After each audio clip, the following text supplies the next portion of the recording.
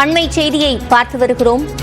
சண்டிகரில் நடிகை கங்கனா ரணாவத்தின் கன்னத்தில் சிஐஎஸ்எஃப் வீரர் பலார் என்று அறைந்திருக்கிறார். இது தொடர்பான கூடுதல் விவரங்களை செய்தியாளர் சுசித்ராவிடம் கேட்கலாம். சுசித்ரா, என்ன நடந்தது?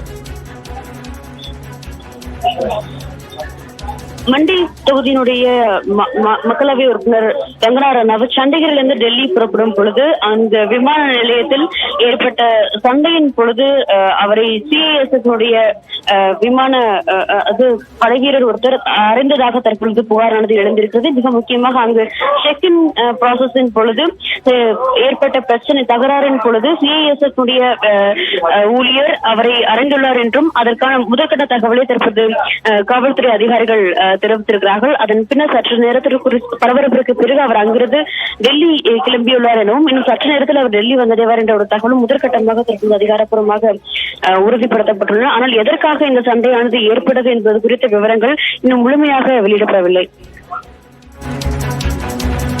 விவரங்களை வழங்கியமைக்கு நன்றி சுசித்ரா.